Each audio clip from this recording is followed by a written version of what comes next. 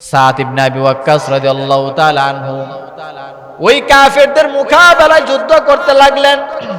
এমনকি কিতাবের মধ্যে আছে সাদ ইবনে আবি ওয়াক্কাস তার নেতৃত্বে সেই দুর্গের মধ্যে 1 মাস অবস্থান করছে যুদ্ধ করার জন্য।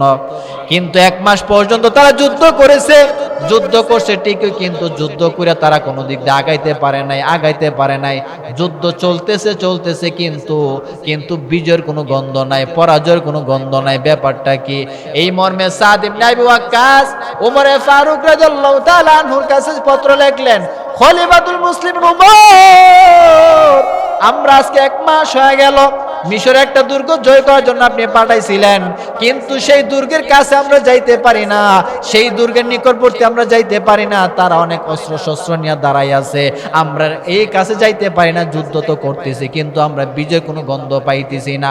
ওমরে ফারুক পত্রের উত্তরে লিখলেন, ও সাদ ইবনে আবি ওয়াক্কাস সেনাপতি, তুমি একটু চিন্তা করে দেখো, খুঁজা দেখো, তোমরা যে সেই 1 মাস সেই জায়গার মধ্যে যে অবস্থান করছো, 1 মাস অবস্থান করার কারণে তোমাদের সুন্নতের কোনো খেলাফ কোনো কাজ হয়েছে কিনা, তোমরা সুন্নত কি অবলম্বন করছো কিনা, একটু তোমরা চিন্তা কইরা দেখো।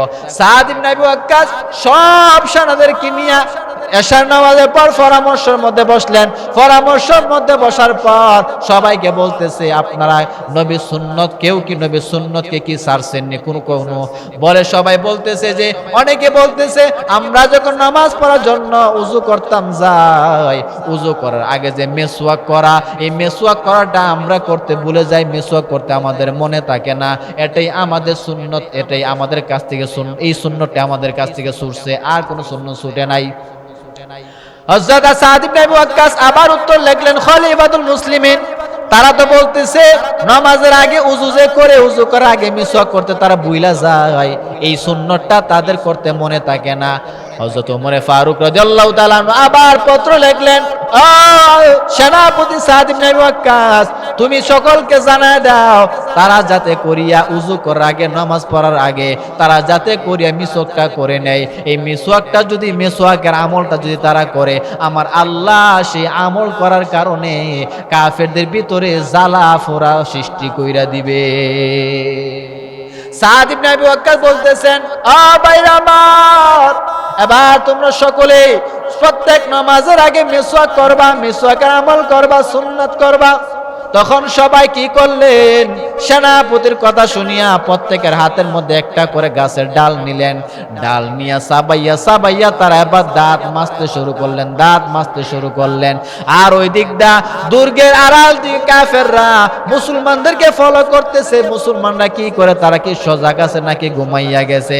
কাফেররা তো সর্বদাই তো আমাদের প্রতি তারা অনেকটাই নজর দিয়া রাখে, আমরা কখন কি করে, কারণ আমাদের চলাটা তারা কিন্তু ভয় পায়, আমাদের নারে তাকবীর স্লোগানের আওয়াজটা কিন্তু তারা ভয় পায়, আমাদের প্রত্যেকটা কাজ কিন্তু তারা ফলো করে। কেন? বলে যে মুসলমানরা যদি একটা শব্দ করে, এটাও তাদের একটা ভয়ের কারণ হয়ে দাঁড়ায়। তারা সবাই লক্ষ্য করতেছে মুসলমানরা কি করে, তাকায় দেখতেছে প্রত্যেকটা মুসলমান হাতের মধ্যে একটা করে গাছের ডাল, আবার সেই ডাল তারা দাঁত দিয়ে কামড়াইয়া দাঁত মাজতেছে, মিসওয়াক করতেছে। এই কাহিনী দেখিয়া প্রত্যেকটা কাফের ভিতরের মধ্যে বই পয়দা হয়ে গেল। তারা মনে মনে ভাবতেছে, হায় রে, মুসলমানরা এতক্ষণ পর্যন্ত তীর আর বল্লম দিয়া আমাদের সাথে যুদ্ধ করছে কিন্তু পারে না, এই জন্য এখন গাছের ডাল বাইঙ্গা দাঁত মাইজা দাঁত এবার দাঁড় করিয়া মনে হয় এবার আমাদের উপর এক পর্যায়ে ঝাঁপাইয়া পড়ে দাঁত দিয়া কামড়াইয়া আমাদেরকে মেরে খেয়ে ফেলবে। আল্লাহুম্মা সাল্লি আলা রূহি মুহাম্মাদিন ফিল আরওয়াহ ওয়া আলা জাসাদি মুহাম্মাদিন ফিল আজসাদ ওয়া আলা কলবি মুহাম্মাদিন ফিল কুলুব ওয়া আলা কবরি মুহাম্মাদিন ফিল কুবুর। মোহাম্মদ ने आकर कुफ्र को मिटाया,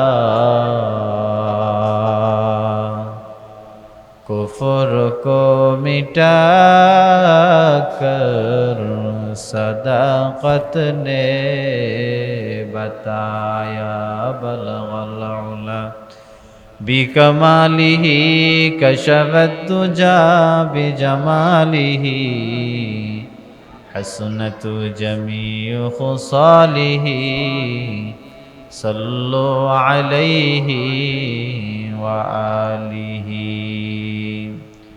सुब्हानक ला इल्म लना इल्ला मा अल्लमतना इन्नका अंतल अलीमुल हकीम रब्बि इश्रह ली सदरी व यस्सिर ली अम्री वहलुल उक़दतम मिन लिसानी यफ़क़हू क़ौली मक़बूल तो है शाज़ है क़ाबिल तो बहुत है मक़बूल तो है शाज़ है क़ाबिल तो बहुत है आईना के मनंदे तू नहीं दिल तो बहुत है आईना के मनंदे तू नहीं दिल तो बहुत है एक चश्मे ज़दन गाफिल ज़ा शाह नबाशी एक चश्मे ज़दन गाफिल ज़ा शाह नबाशी शयत के नगाह गुनदा गाह नबाशी शयत के नगाह गुनदा गाह नबाशी उल्फत में बराबर के जफा हो उल्फत में बराबर के जफा हो हर चीज में लज्जत है अगर दिल में मज़ा हो हर चीज में लज्जत है अगर दिल में मज़ा हो अल्हम्दुलिल्लाह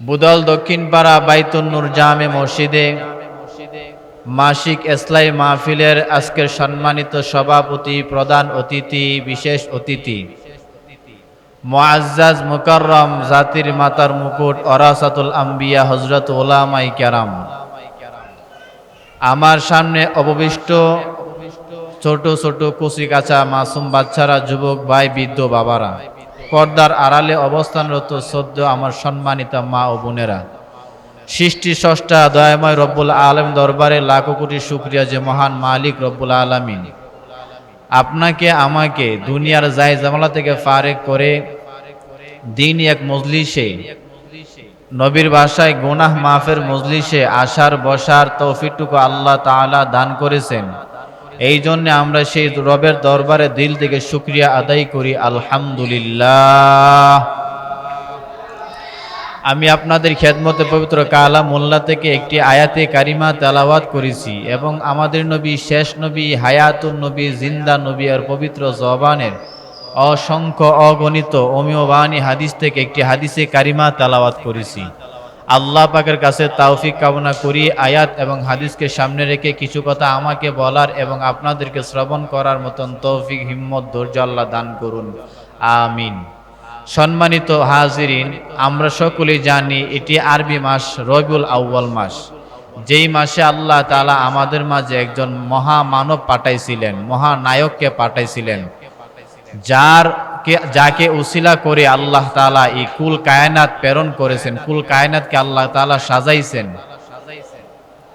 এই জন্য সেই নবী আমাদের মাঝে এই মাসে আসছিলেন আবার এই মাসে চলে গেছেন তো কি নিয়ে আসছেন আর কি নিয়ে গেছেন আর নবীজি বলছেন যে কি করার জন্য এই বিষয়ে কিছু বাঙ্গাসুরা কথা বলবো আল্লাহ যদি তৌফিক দান করে এর আগে আমি আপনাদেরকে বলি আমার আল্লাহ তাআলা নবীকে যে না বানাইলে যে কোনো কিছু বানাইতেন না এর একটাই প্রমাণ আদম নবী একদিন আল্লাহ জান্নাতে যাইয়া দেখতেছেন যে আল্লাহর সাথে আমার নবীর নামটা লাগানো আদম নবী তখন ডাইকা বলতেছেন আদম নামে সর্বপ্রথম আমাই তুমি বানাইয়া তোমার সাথে কাহার নামটা লিখিয়া রাখিয়া। আল্লাহ বলেন আমার বন্ধু মুহাম্মদ আমার সাথে জড়িত, যাহা সৃষ্টি না হইলে আসমান জমিন না হইত। কেমন প্রয়োজন ছিল আমার নবী। এই জন্য আমরা হচ্ছে সেই নবীর উম্মত, ঠিক কি না? এই জন্য আমরা খুশি না বেজার? সেই নবীর উম্মত হতে আমরা শুকরিয়া আদায় করতে হবে, গর্ব করতে হবে।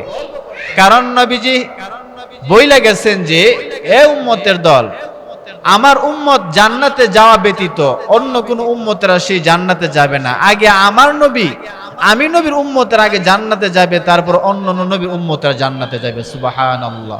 আমরা হচ্ছে সেই নবীর উম্মত। তো সেই নবী আমাদের মাঝে আসছিলেন এক সময়, আবার এক সময় বিদায় নিয়ে চলে গেছেন। কি নিয়ে আসছেন এই ব্যাপারে কিছু কথা আমি আপনাদের সামনে বলবো, আল্লাহ যদি তৌফিক দান করে। কিন্তু এর আগে একটা বিষয়, এই নবীকে, এই নবীর আশাটাকে কেন্দ্র করে অনেক মানুষ আমরা দেখবেন খুশিয়ে আত্মহারা হয়ে মাতোয়ারা হয়ে আমরা নবীজির জন্মদিবস পালন করি। অথচ কোরআন এবং হাদিসের মধ্যে কোথাও জন্মদিবস পালন করা এটা নাই। নবীজি এই ব্যাপারে অনেক নিষেধ করে গেছেন যে জন্মদিবস বলতে কিছু নাই। এখন আমাদের মাঝে একদল মানুষ আসে যারা নাকি 12 রবিউল আউয়াল আসলে নবীর জন্মদিবস তারা পালন করার জন্য পাগল পারা হয়ে যায়। গতকাল কি সেই তারিখটা গেছিল 12 রবিউল আউয়াল, কিন্তু দুঃখের বিষয় হচ্ছে গিয়া একদল আশিকে রাসূল টুপিওয়ালা, তারা নবীজির সারা বছর নবীজির সুন্নতের সাথে কোনো সম্পর্ক নাই, কিন্তু 12 রবিউল আউয়াল আসলে তাদের মহাব্বত আর ইশক বেড়ে যায়। গতকালকে চট্টগ্রামের মধ্যে দেখলাম মানুষেরা এদিক দিয়ে মাদ্রাসার মধ্যে মাগরিবের নামাজ সালাত আদায় করতেছে, আর আমার আশিকে রাসূল ভাইয়েরা তারা নবীর প্রেম দেখানোর জন্য গাড়ি বরে বরে, ব্যান বরে বরে, ডেস্কেট বাজাইয়া বাজাইয়া তারা সেই রাস্তা দিয়ে যাইতেছে। নাউজুবিল্লাহ। আবার তারাই বলে আশিকে রাসূল। শুধু তাই না, আমরা নবীর, তারা যেমন বলতেছে যে নবীর আশাটাকে কেন্দ্র করে তারা এত এই দিনে আসছিলেন, আল্লাহ তাআলা আমার নবীকে এই দিনে পাঠাইছিলেন, আবার এই মাসেই কি করছেন দুনিয়া থেকে তুইলা নিছেন। এখন নবীর আশাটাকে যেমন আমরা খুশি মনে করব, গর্ব মনে করব, চলে যাওয়াটা কি করব আমরা, নবীজির দুঃখ আমরা দুঃখিত হতে হবে, তাহলে এটাই আশিকে রাসূল। কিন্তু দেখা গেল যে আমরা নবীজির জন্মদিবস পালন করতে গিয়া একদল মানুষ যখন তাদেরকে বুঝাইতে যায়, তখন তারা না বুঝা ওই সমস্ত লোকের উপর তারা আরো আক্রমণ চালায়। শুধু তাই না, আরেকটা দেখলাম এক লোককে সে এমন ভাবে যখন বাধা দিতে গেছে এগুলা না করার জন্য, তখন সেই ব্যক্তি রাগান্বিত হইয়া ওই লোকের উপর হামলা করেছে, যার কারণে সেই লোকটা আহত হয়েছে। এমনও তারা অবস্থা করেছে, এর নামে আশিকে রাসূল। কিন্তু না, নবীজি বলছেন, ও সাহাবায়ে কেরাম, আমি নবীজি জন্ম দিবস পালন করেছি সাপ্তাহিক রোজার মাধ্যমে। সাপ্তাহিক সোমবার আমি রোজা রাখতাম। সাহাবায়ে কেরাম বলেন, ইয়া রাসূলুল্লাহ, আপনাকে দেখি প্রত্যেক সপ্তাহে সোমবার আপনি রোজা রাখেন, কারণ কি? নবীজি বলেন, ও সাহাবায়ে কেরাম, আল্লাহ তাআলা আমাকে এই সোমবার দিনে আমি দুনিয়াতে আগমন করেছি, সোমবার দিনে আল্লাহ তাআলা আমাকে দুনিয়াতে পাঠাইছে, এই জন্য শুকরিয়াতান স্বরূপ আমি আল্লাহর দরবারে রোজা রাখি, আমি সেই দিনটা শুকরিয়া আদায় করি। সুবহানাল্লাহ। এরে আল্লাহর বান্দা বান্দিরা, নবী আমাদের মাঝে আসছেন, কি নিয়ে আসছেন, আবার কি রাইখা গেছেন? নবীজি বইলা গেছেন, এ উম্মতের দল, আল্লাহ তাআলা কোরআনে বলছেন, কুল্লু নাফসিন যায়িকাতুল মাউত। আল্লাহ বলেন, যাদের মধ্যে প্রাণ আছে প্রত্যেক প্রাণীকে মৃত্যুর পেয়ালা গ্রহণ করতে হবে, মৃত্যুর পেয়ালা পান করতে হবে। নবীজি বলেন, ও দুনিয়ার মানুষ, আমি আজকে তোমাদের মাঝে আছি, আবার কিছুদিন পর তোমাদের মাঝে থাকবো না, তবে আমি নবী আজকে তোমাদের মাঝে আছি, কিছুদিন পরে থাকবো না, তবে আমি নবী তোমাদের কাছে দেখলে দুইটা জিনিস আইগা যায়। ওই দুইটা জিনিস যদি তোমরা আঁকড়াইয়া ধরতে পারো, তাহলে আমি নবী ঘোষণা দেয়া গেলাম, তোমরা কোনোদিন পথভ্রষ্ট হইবা না, বিপদগামী হইবা না। নবীজি সেই দুইটা জিনিস কি রাইখা গেছেন?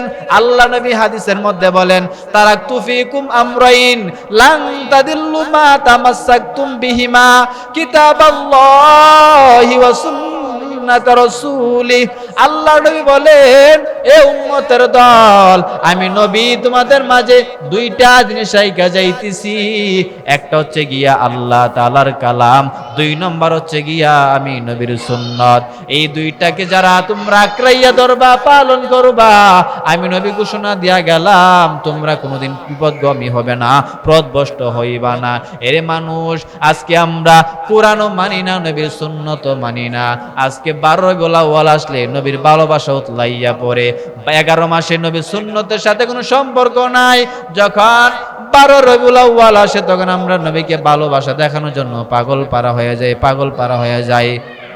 অথচ নবী বলেন, এ আমার উম্মতের দল, তোমরা তখন এই প্রকৃতি আমার আশিক হতে পারবা যতক্ষণ পর্যন্ত তোমরা প্রত্যেকটা কাজে আমি নবী সুন্নতকে অনুসরণ করবা। আমি নবী সুন্নতকে যখন তোমরা প্রত্যেকটা কাজের মধ্যে অনুসরণ করবা, তখনই তোমরা আমি নবীর আশিকের রাসূল, প্রকৃতি আশিকের রাসূল হতে পারবা। আল্লাহ নবী হাদিসের মধ্যে বলতেছেন, মান আহাব্বা সুন্নতি ফাকাদ আহাব্বানি ওয়া মান আহাব্বানি কানা মাই ফিল জান্নাহ। মান আহাব্বা সুন্নতি ফাকাদ আহাব্বানি। নবীজি বলেন, যেই বান্দা আমার সুন্নতকে মহব্বত করবে, সে যেন আমি নবীকে মহব্বত করলো। সুবহানাল্লাহ।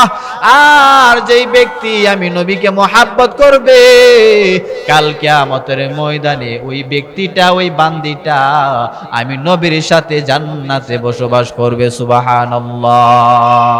সুন্নত কি? সুন্নত বলা হয় পথ অবলম্বন। পথ অবলম্বন সুন্নতের শাব্দিক অর্থ হচ্ছে গিয়া পদ্ধতি, নীতি, আদর্শ। এই সুন্নত আমরা কিভাবে মানব? নবীজি বলেন, এ দুনিয়ার মানুষ, আমি তোমাদের মাঝে থাকবো না, তবে আমার সুন্নত তোমাদের মাঝে রাইখা গেলাম। নবীর সুন্নত কি? বলে যে তুমি মসজিদে আসবা। কিভাবে আসবা? সেখানে নবীর সুন্নত আছে। ডান পা দিয়ে তুমি প্রবেশ করবা, মসজিদ থেকে বের হলে বাম পা দিয়ে তুমি বাইর হইবা। বাজারে যাইবা, ডান দিক দিয়ে যাইবা। বাথরুমে তুমি প্রবেশ করবা, নবীর সুন্নতের ইত্তেবা করবা। বাথরুমে যাইলে তুমি বাম পা দিয়ে প্রবেশ করবা, বের হলে বাম পা দিয়ে বের হইবা। এই আল্লাহর বান্দা, খানা খাইতে গেলে প্লেটের নিচে দস্তরখান বিছাইয়া খাও, ঘুমাইতে গেলে নবীর সুন্নত মোতাবেক ঘুমাও, বাজার করতে গেলে নবীর সুন্নত মোতাবেক বাজার করো, নামাজ পড়তে গেলে নবীর সুন্নত মোতাবেক নামাজ পড়ো। এই আমলগুলো যদি তুমি করতে পারো, আল্লাহর নবী বলেন, যারা আমি নবীর সুন্নতের জীবনটাকে রঙিন করবে, আমি আল্লাহর নবী বইলা গেলাম, ওই বান্দাটা, ওই বান্দিটা কাল কিয়ামতের ময়দানে আমি নবীর সাথে জান্নাতে বসবাস করবে। সুবহানাল্লাহ। অথচ আমরা নবীর সুন্নতকে কি করি না? অনুসরণ করি না, মানি না। এই জন্যই তো আমাদের আজকে ব্যক্তিগত জীবনে কোনো শান্তি নাই, রাষ্ট্রীয় জীবনে কোনো শান্তি নাই, পারিবারিক জীবনে কোনো শান্তি নাই, সামাজিক জীবনে কোনো শান্তি নাই। বলে কেন? বলে যে আমরা নবী সুন্নতের সাথে কোনো সম্পর্ক নাই। একটা উদাহরণ দিলে বুঝবেন। আমরা আজকে এমন হয়ে গেলাম, 12 মাসের ভালোবাসা জমাইয়া একদিনের ডাইলা দেয়, যেই ভালোবাসা ডালার পরে কোনো আর কোনো উপকার পাই না। 12 মাসের ভালোবাসা 12 রবিউল আউয়াল আসলে ডাইলা দেয়, যার কারণে একদিনের ভালোবাসা দ্বারা আমরা কোনো উপকৃত হই না, লাভবান হই না। কিভাবে? বলছে যে এই আল্লাহর বান্দা উদাহরণ দিতে গিয়া বলেন, এক বান্দা উদাহরণ দিতে গিয়া বলেন, যদি একটা টিউবওয়েলের মধ্যে থেকে এক ফোঁটা ফোঁটা ফোঁটা করে যদি প্রতিনিয়ত একটা জমিনের মধ্যে, একটা জায়গার মধ্যে পানি পড়ে, সাদা একটা জায়গার মধ্যে যদি প্রতিনিয়ত কল থেকে, টিউবওয়েল থেকে এক ফোঁটা করে পানি বের হয়, বেশি না, শুধুমাত্র এক ফোঁটা করে পানি বের হয়, সব সময় পরে, সব সময় পরে, যদি দেখবেন সব সময় পড়তেছে এক ফোঁটা কইরা পানি, এই পানিটা পড়ার কারণে দেখবেন সেই জায়গাটা কিন্তু লাল দারুণ আকার, লাল দারুণ হয়ে যায়, লাল বর্ণ হয়ে যায়। আর আপনি যদি ওই সাদা জায়গার মধ্যে এক টাঙ্কি পানি যদি টাস করে ঢেলে দেন, হঠাৎ করে ঢেলে দেন, দেখবেন ওই জায়গাটা কোনো লাল হবে না, জায়গাটা যেমন আছে তেমনই থাকবে। কিন্তু আমরা নবীর ভালোবাসাটা তো এমন হয়ে গেল, 11 মাস আমরা নবীর সুন্নতের সাথে কোনো সম্পর্ক রাখলাম না। 12 তারিখ আসলে সব ভালোবাসা আমরা ডাইলা দেই, যার কারণে সেই জায়গাটা কোনো আমাদের উপকৃত হয় না। আল্লাহ নবী বলেন, এ উম্মতের দল, তোমরা যে কোনো আমল করবা, আমলটা ছোট হোক কিংবা বড় হোক, সেই আমলটা সব সময় চালাইয়া যাইবা। একটা সুন্নতের আমল করো, সেই আমলটা তুমি সব সময় চালাইয়া যাইবা। আল্লাহর নবী একদিন স্বপ্নে যুগে মেরাজের মধ্যে গেছেন,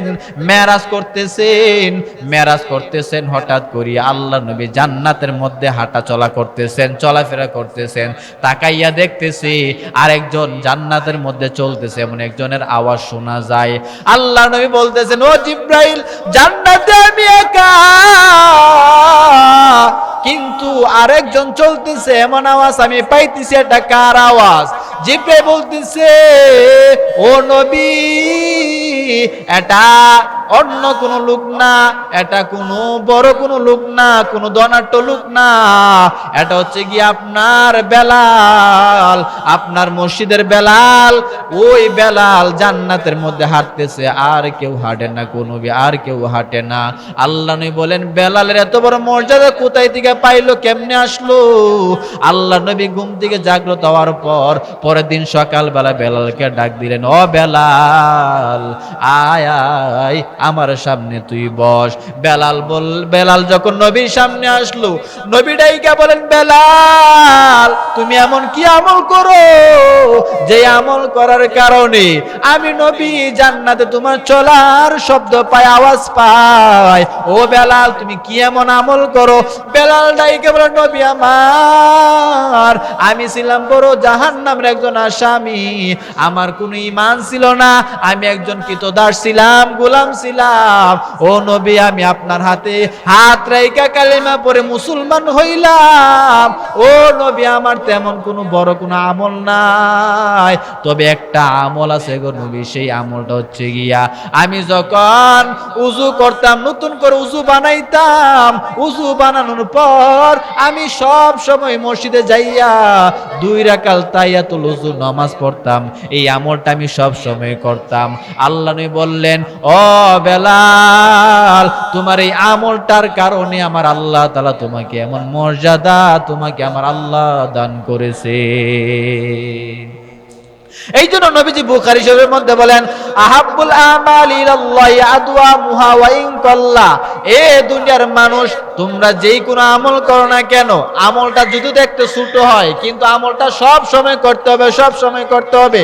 একদিন করলাম, এক সপ্তাহ করলাম না, 2 দিন করলাম, 8 দিন করলাম না, না না, আমল ছোট হোক কিংবা বড় হোক, আমলটা সব সময় চালাইয়া যাইতে হবে।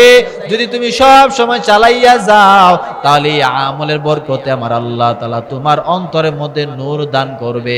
তোমার অন্তরের মধ্যে আমার আল্লাহ তাআলা, তোমার অন্তরের মধ্যে আমার আল্লাহ তাআলা নূর দান করবে, তোমার মর্যাদা আল্লাহ বাড়াইয়া দিবে। এ দুনিয়ার মানুষ, নবী আমাদের সামনে আসলেন, নবী আমাদের মাঝে আসছেন রবিউল আউয়াল মাসে, আবার এই মাসে চলে গেছেন, কিন্তু আমরা বারবার বলতেছি, রে বাবা, এই 12 রবিউল আউয়াল আসলে আমরা একদল জিলাফি খুর আশিক রাসূল নবীর মোহাব্বত দেখানোর জন্য পাগল পারা হইয়া যায়। অথচ নবীকে যখন বেদিন বেঈমান কাফেররা নবীকে যখন সন্ত্রাস বলে গালি দেয়, লুচ্চা বলে গালি দেয়, ওই নবীকে যখন লুচ্চা বলে গালি দেয়, ডাকাত বলে গালি দেয়, তখন ওই আশিক রাসূলের কোনো পাত্তা পাওয়া যায় না, তখন তাদের কোনো খবর থাকে না। কিন্তু 12 রবিউল আউয়াল আসলে তাদেরকে সবার সামনে দেখা যায়, ঠিক কিনা ভাই?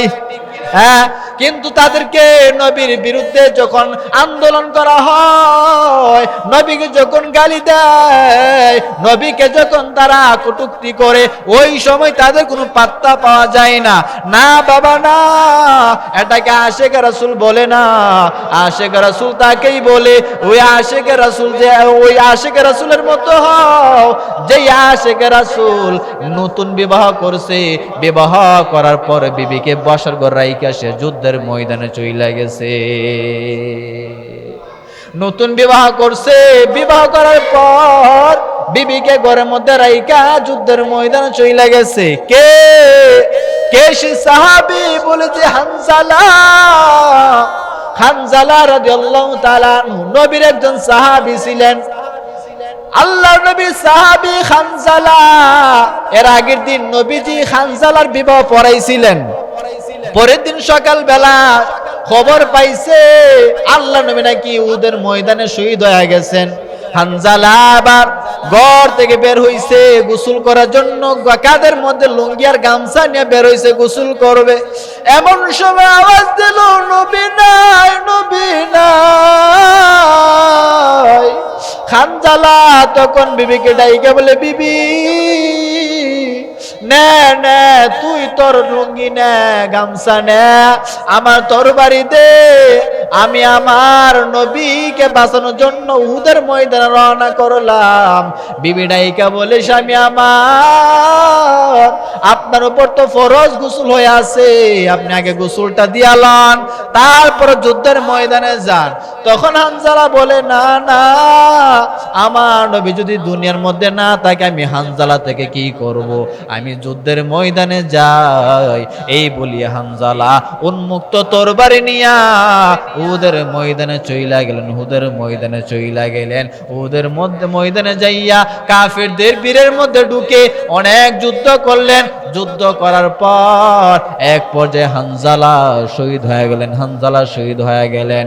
আল্লাহর নবী যুদ্ধ শেষ করার পর সাহাবায়ে কেরামদেরকে বললেন, ও সাহাবায়ে কেরাম, যারা যুদ্ধের ময়দানে শহীদ হয়েছে সবাইকে একত্রিত করে তাদেরকে দাফনের ব্যবস্থা করো। এমন সময় এক পর্দানিশীন মহিলা নবীর সামনে এসে হাজির হয়ে গেলেন। ডাইকা বলতেছে, নবী আমার, আপনার একজন সাহাবী হানজালা, যার বিবাহ আপনি গত রাত্রে পড়াইছিলেন, ও নবী, ওই হানজালা আপনার মৃত্যুর খবর শুনিয়া ফরজ গোসল করে নাই, আপনার যুদ্ধে অংশগ্রহণ করার জন্য সে ছুটে এসেছে গো নবী। ও নবী, হানজালাকে কি আপনি গোসল ছাড়াই কি দাফন করে দিবেন? আল্লাহর নবী কথা শোনার পর হানজালার জন্য চোখের পানি ছেড়ে ছেড়ে কান্না করলেন। আর নবী সাহাবায়ে কেরামদেরকে বললেন, ও সাহাবায়ে কেরাম, তাকাইয়া দেখো হানজালার লাশটা কোথায় আছে, হানজালার লাশটা বের করে হানজালাকে গোসলের ব্যবস্থা করো। সাহাবায়ে কেরাম খুঁজতে খুঁজতে খুঁজতে খুঁজতে এক পর্যায়ে তাকাইয়া দেখতেছেন হানজালার লাশ সাদা কাপড়ে মুড়ানো এবং তার মাথা থেকে গোসলের পানি টপ টপাইয়া পড়তেছে। এই মুহূর্তে আমার আল্লাহ তাআলা আমার নবীকে গাইবে আওয়াজ দিয়ে জানাইয়া দিলেন, ও নবী, যে সাহাবী নতুন বিবাহের মায়া, নতুন বউয়ের মায়া, স্ত্রীর মায়া ত্যাগ করিয়া আপনার মহাব্বতে পাগল পারা হইয়া যুদ্ধের ময়দানে ঝাঁপাইয়া পড়েছে, যুদ্ধ করেছে, ও নবী, ওই সাহাবীর গোসল দুনিয়ার কোনো পানি দ্বারা হবে না। ওই সাহাবীর গোসল আমি আল্লাহ তাআলা ফেরেশতাদের মাধ্যমে জান্নাতের পানির মাধ্যমে করে দিলাম। জান্নাতের পানি দ্বারা তখন তার কি হয়ে গেল? গোসল হয়ে গেল। কেন? বলে যে নবীর মোহাব্বত পাওয়ার জন্য সে পাগল পারা হয়ে গেছে। এই জন্য আল্লাহ তাআলা তাই কি করেছে? জান্নাতের পানি দ্বারা ফেরেশতাদের মাধ্যমে কি করেছে? গোসলের ব্যবস্থা করে দিয়েছেন। কান্দিয়া বে কুলরে হানজালা শহীদ রে, কলিজা সিরিছে রে সেই জঙ্গে উহুদে, কলিজা সিরিছে রে সেই জঙ্গে উহুদে। নবীর সাহাবী ছিলেন হানজালা নামেতে, তিনি শহীদ হয়েছিলেন বিবাহের রাত্রিতে গিয়ে জঙ্গে উহুদে। নবীর ডাকে আদার রাতে কহেন বিবির তরে, বিয়ে রাত্রে চল শিরনে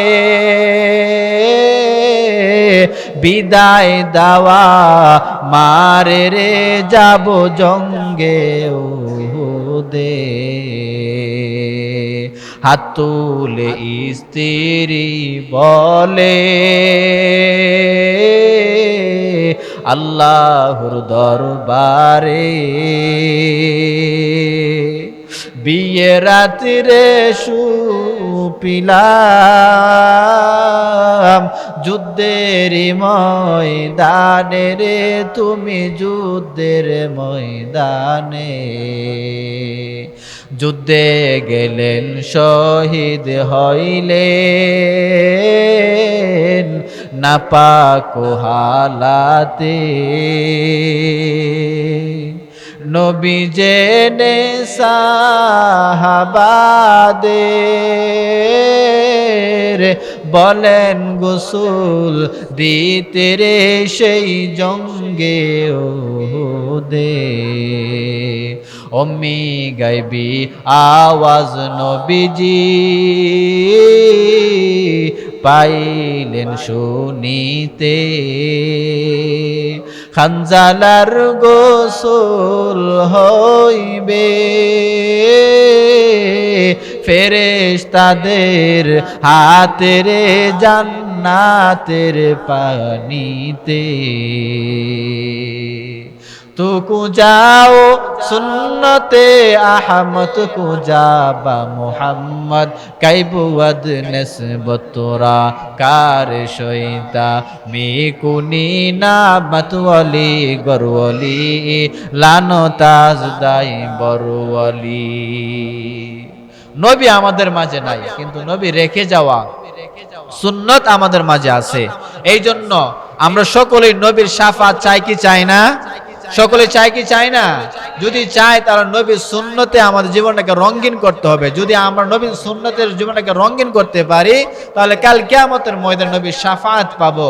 শুধু তাই না, নবীজি বইলা গেছেন যে যারা আমি নবীর সুন্নতকে মহাব্বত করবে তারা যেন আমি নবীকে মহাব্বত করলো। আর আমি নবীকে মহাব্বত করা মানে তারা কাল কিয়ামতের ময়দানে আমি নবীর সাথে তারা জান্নাতে যাবে। আর এক হাদিসের মধ্যে আল্লাহ নবী বলতেছেন যে যেই ব্যক্তি ওই ব্যক্তি প্রকৃত মুমিন হতে পারবে না, ওই ব্যক্তি ততক্ষণ পর্যন্ত প্রকৃত মুমিন হতে পারবে না যতক্ষণ পর্যন্ত তার কাছে আমি তার সন্তান, তার সন্ততি, তার পিতা মাতা, তার স্ত্রী, এমনকি সমস্ত মানুষের চাইতে যতক্ষণ পর্যন্ত তার কাছে আমি প্রিয় পাত্র না হই। তাহলে বোঝা গেল নবী আমাদের সকলের চাইতে প্রিয় পাত্র হতে হবে। নবীকে সর্বদিক থেকে আমাদেরকে মহাব্বত করতে হবে। নবীকে সর্বদিক থেকে আমাদেরকে কি আগে রাখতে হবে, আল্লাহর পরে তারপর হচ্ছে নবীর স্থান। নবীকে তারপর আমরা কি করব? সম্মানে রাখবো, আর নবীর সুন্নতকে আমরা পালন করব। এতে করে আমাদের জীবনে কি হবে? আল্লাহ তাআলা নূর দান করবে, আমাদের মর্যাদা আল্লাহ বুলন্দ করে দিবে। নবীর সুন্নত যার মধ্যে আছে তার কোনো ভয় নাই। আল্লাহ তার প্রত্যেকটা কাজের মধ্যে কি করেন? সাহায্য করেন। আরো অনেক কিছু বলার, কিন্তু সময় স্বল্পতার কারণে বলবো না। আল্লাহ তাআলা যে কথাগুলো বললাম এই কথাগুলোর উপর আল্লাহ তাআলা আমাদেরকে আমল করার তৌফিক দান করুন। বলছে এই শাহাদাত আঙ্গুল থেকে আমি নখ কাটা শুরু করব। শাহাদাতের পরে এভাবে সিরিয়াল করতে করতে করতে করতে এই বাম হাতের 5টা আঙ্গুল যখন শেষ করব তখন এই হাতের বুইর আঙ্গুলটা আছে না, এটা আমি শেষে কাটবো। তাহলে আমার ডান দিকে শুরু করলাম, আবার ডান দিকে শেষ হলো। এই জন্য এটি হচ্ছে নখ কাটার সুন্নত। বলা হয়েছে যে আমি কিভাবে পানি পান করব সেখানেও নবীর সুন্নত আছে। বসে পানি পান করো, 3 শ্বাসে পানি পান করো, তারপর পানি দিকে দিকে পান করো, ভালো জায়গায় বসে পান করো। প্রত্যেকটা কাজ যেখানে নবীজির সুন্নতের কথা বলা হয়েছে সেই জায়গায় যদি সুন্নত আমরা ফিট করতে পারি তাহলে আমাদের জীবনে সফলতা আসবে। ওমরে ফারুক রাদিয়াল্লাহু তাআলা আনহু জামানায় একটা ঘটনা বলে আমি শেষ করে দেই যে নবীর সুন্নতের কেমন দাম, কেমন পাওয়ার।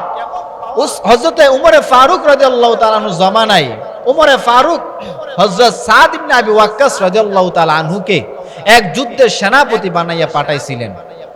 একটা যুদ্ধের সেনাপতি বানায় পাঠাইছিলেন। সেই সাদ ইবনে আবি ওয়াক্কাস সেই দুর্গ, মিশরের সেই দুর্গ গেছে জয় করার জন্য। যখন জয় করতে গেছে, যাইয়া দেখে ওই দুর্গের চারপাশে কাফের বেঈমানরা দাঁড়াই আছে, তীর বল্লম লিয়া, তারা অস্ত্র শস্ত্র নিয়ে দাঁড়ায় আছে, এবং বড় বড় প্রাসাদ। এগুলো আমরা ঢুকবে কিভাবে? সাদ ইবনে আবি ওয়াক্কাস রাদিয়াল্লাহু তাআলা আনহু ওই কাফেরদের মোকাবেলায় যুদ্ধ করতে লাগলেন। এমনকি কিতাবের মধ্যে আছে সাদ ইবনে আবি ওয়াক্কাস তার নেতৃত্বে সেই দুর্গের মধ্যে 1 মাস অবস্থান করছে যুদ্ধ করার জন্য। কিন্তু 1 মাস পর্যন্ত তারা যুদ্ধ করছে ঠিকই, কিন্তু যুদ্ধ করে তারা কোনো দিক দিয়ে আগাইতে পারে নাই। যুদ্ধ চলতেছে কিন্তু বিজয়ের কোনো গন্ধ নাই, পরাজয়ের কোনো গন্ধ নাই। ব্যাপারটা কি? এই মর্মে সাদ ইবনে আবি ওয়াক্কাস ওমরে ফারুক রাদিয়াল্লাহু তাআলা আনহুর কাছে পত্র লিখলেন, খলিফাতুল মুসলিমিন ওমর, আমরা আজকে 1 মাস হয়ে গেল মিশরে একটা দুর্গ জয় করার জন্য আপনি পাঠাইছিলেন, কিন্তু সেই দুর্গের কাছে আমরা যাইতে পারি না, সেই দুর্গের নিকটবর্তী আমরা যাইতে পারি না। তারা অনেক অস্ত্র শস্ত্র নিয়ে দাঁড়াই আছে, আমরা এই কাছে যাইতে পারি না। যুদ্ধ তো করতেছি কিন্তু আমরা বিজয় কোনো গন্ধ পাইতেছি না। ওমরে ফারুক পত্রের উত্তরে লিখলেন, ও সাদ ইবনে আবি ওয়াক্কাস সেনাপতি, তুমি একটু চিন্তা করে দেখো, খুঁজা দেখো, তোমরা যে সেই 1 মাস সেই জায়গার মধ্যে যে অবস্থান করছো, 1 মাস অবস্থান করার কারণে তোমাদের সুন্নতের কোনো খেলাফ কোনো কাজ হয়েছে কিনা, তোমরা সুন্নত কি অবলম্বন করছো কিনা, একটু তোমরা চিন্তা কইরা দেখো। সাদ ইবনে আবি ওয়াক্কাস সব সেনাদেরকে নিয়ে এশার নামাজের পর পরামর্শের মধ্যে বসলেন। পরামর্শের মধ্যে বসার পর সবাইকে বলতেছে, আপনারা নবীর সুন্নত, কেউ কি নবীর সুন্নতকে কি ছাড়ছেননি? কোনো বলে, সবাই বলতেছে যে, অনেকে বলতেছে আমরা যখন নামাজ পড়ার জন্য উযু করতাম যাই, উযু করার আগে যে মেসওয়াক করা, এই মেসওয়াক করাটা আমরা করতে ভুলে যাই, মেসওয়াক করতে আমাদের মনে থাকে না। এটাই আমাদের সুন্নত, এটাই আমাদের কাছ থেকে এই সুন্নতটা আমাদের কাছ থেকে ছুটছে, আর কোনো সুন্নত ছুটে নাই। হযরত সাদ ইবনে আবি ওয়াক্কাস আবার উত্তর লিখলেন, খলিফাতুল মুসলিমিন, তারা তো বলতেছে নামাজের আগে উযু করার আগে মিসওয়াক করতে তারা ভুইলা যায়, এই সুন্নতটা তাদের করতে মনে থাকে না। হযরত ওমরে ফারুক রাদিয়াল্লাহু তাআলা আবার পত্র লিখলেন, ও সেনাপতি সাদ ইবনে আবি ওয়াক্কাস, তুমি সকলকে জানায় দাও তারা যাতে করিয়া উযু করার আগে, নামাজ পড়ার আগে তারা যাতে করিয়া মিসওয়াকটা করে নেয়। এই মিসওয়াকের আমলটা যদি তারা করে, আমার আল্লাহ সেই আমল করার কারণে কাফেরদের ভিতরে জ্বালা ফোড়া সৃষ্টি কইরা দিবে।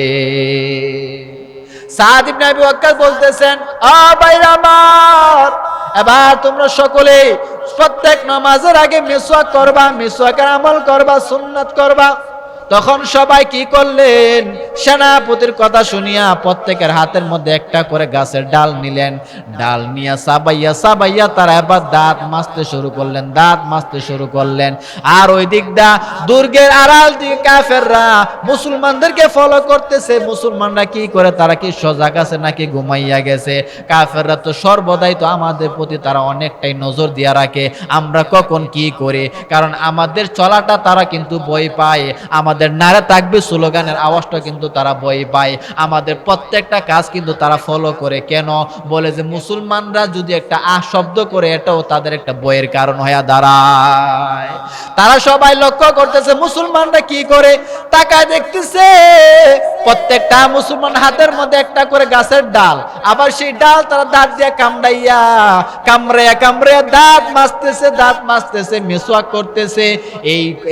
এই কাহিনী দেখিয়া প্রত্যেকটা কাফের ভিতরের মধ্যে বই পয়দা হয়ে গেল।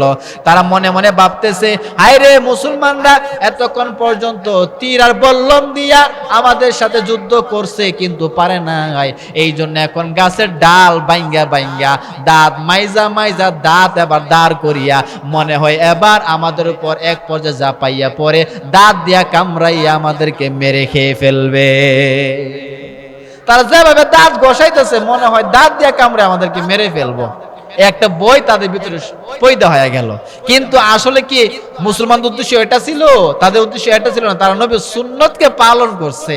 আর এই সুন্নতকে পালন করার কারণে আল্লাহ তাআলা কাফেরদের ভিতরে কেমন একটা পয়দা কইরা বই পয়দা কইরা দিছে, বলে যে তারা এখন তীর আর বললাম দিয়ে ফারানা দিকে এখন দাঁত দিয়ে কামড়ে আমাদেরকে মাইরা ফেলবো। এক কাজ করি, তাড়াতাড়ি হেরা জন আপনার রাগ হওয়ার আগে আগে আমরা দুর্গ থেকে ফালাইয়া যাই। আমরা দুর্গ থেকে পালাই যাই, কারণ মুসলমান জাতি যখন জায়গা উঠবে তখন একটা নাস্তিক বেঈমান কাফের টিকে থাকতে পারবে না।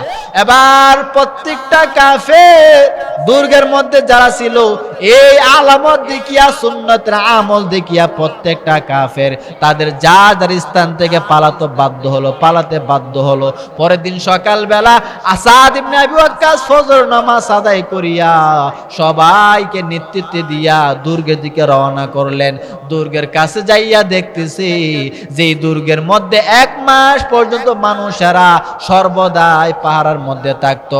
এখন সকালবেলা যাইয়া দেখতেছে ওই দুর্গের মধ্যে একটা মানুষ নাই। ব্যাপারটা কি বুঝলাম না, একটা মানুষও নাই। তখন সাদ ইবনে আবি ওয়াক্কাস বলতেছে, ভাইরা আমার সাবধান, তারা হয়তো তোমাদেরকে আক্রমণ করার জন্য চিপা চাপার মধ্যে ফলাইয়া আছে, তোমরা সতর্কতার সাথে তোমরা দুর্গের মধ্যে ঢুকবা। কিন্তু আল্লাহ তাআলা নবী সুন্নতের আমল করার কারণে আল্লাহ তাআলা তাদেরকে এমন ভাবে পতিত করেছে, বিনা যুদ্ধে বিনা অস্ত্রে আমার আল্লাহ তাআলা সেই দুর্গকে মুসলমানদের আয়ত্তে দান কইরা দিছে। ঠিক তেমনি হয়ে গেল। সাদ ইবনে আবি ওয়াক্কাস সব সেনাদেরকে নিয়ে আস্তে আস্তে দুর্গের গিট দিয়ে যখন ঢুকলো, ডুইকা দেখতেছে যে দুর্গের মধ্যে মানুষ 1 মাস পর্যন্ত ভরপুর ছিল। এখন যাইয়া দেখতেছে সেই জায়গার মধ্যে মানুষ থাকবে তো দূরের কথা, একটা মাছিও নাই, সবাই পালাইয়া গেছে। বলেন তো দেখি এটা কিসের পাওয়ার?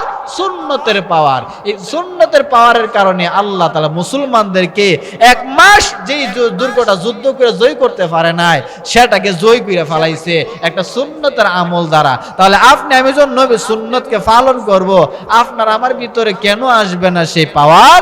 অবশ্যই আসবে। আশরাফ আলী থানভীর মুরিদ ডাইকা বলতেছে, ও পীর সাহেব, আমি আপনার খেদমতে অনেক বছর যাবত আপনার সাথে ছিলাম, কিন্তু আপনাকে তো কোনোদিন দেখলাম না, একটা মুজিজা আপনার কেরামত দেখলাম না, আজও পর্যন্ত একটা কেরামত দেখলাম না। কত মানুষকে দেখলাম হাওয়ার রূপে তা উড়ালে, পানির মধ্যে বিছানা বিছাইয়া নামাজ পড়ে, আপনাকে কোনোদিন তো এমন দেখলাম না, এমন একটা কেরামত দেখলাম না। এর আল্লাহর বান্দা আশরাফ আলী থানভী রাহমাতুল্লাহ আলাইহি মুরিদ যখন এই কথা বললেন, আশরাফ আলী থানভী ডাইকা বলেন, বাবা তুমি যে এত বছর যাবত আমার সঙ্গে ছিলা, বলো তো দেখি আমার সাথে যে এতদিন তুমি থাকছো, এই থাকার কারণে কোনোদিন আমাকে কোনো সুন্নতের খেলাফ কাজ করতে কোনো দেখেছো? বলে না না, আপনাকে কোনোদিন আমি সুন্নতের খেলাফ কাজ করতে কোনোদিন দেখি নাই। সুন্নতের একটা কাজ ছুইটা গেছে এমন আপনাকে দেখি নাই, সর্বদা আপনি সুন্নতের উপর আমল করেছেন। আল্লাহ তাআলা আল্লাহর বান্দা আশরাফ আলী থানভী বলেন, এ বাবা, এটাই হচ্ছে গিয়ে বড় বুজুর্গি, এটা হচ্ছে গিয়ে বড় কারামতি, যে পানির উপরে যদি বাসলে উলি হওয়া যায়, পানিতে বাসিলে যদি আউলিয়া হইতো, এর চাইতে বড় আউলিয়া হইতো কচ্ছপ কুমির। আকাশে উড়িলে হইতো যদি আউলিয়া, তার চাইতে বড় হইতো টিয়া ময়না তুতা। আকাশে উড়িলে বড় আউলিয়া হওয়া যায় না, আর নদীতে নামাজ যায় না, ফালাইয়া নামাজ পড়লে বড় পীর হওয়া যায় না। বড় পীর আর আউলিয়া হইতে গেলে নবীর সুন্নতের ইত্তেবা করতে হবে, অনুসরণ করতে হবে, নবীর সুন্নতকে মানতে হবে। যদি নবীর সুন্নতকে মানতে পারেন, তাহলে আপনাকে আল্লাহ তাআলা এমন পাওয়ার দিবেন, আপনি বাংলার জমিনে বসে থাকবেন আর কাবা শরীফে যাইয়া আপনি আসর নামাজ পড়বেন, এমন পাওয়ার আল্লাহ আপনাকে দান করবে। এই জন্য নবীর সুন্নতের কোনো বিকল্প নাই, প্রত্যেকটা কাজে নবীর সুন্নত আছে। আল্লাহ পাক আমাদের সকলকে নবীর প্রত্যেকটা সুন্নতকে মেনে চলার তৌফিক দান করুন, আমিন। আল্লাহ পাক সর্বপ্রথম আমাকে এই কথাগুলোর উপর আমল করার তৌফিক দান করুন।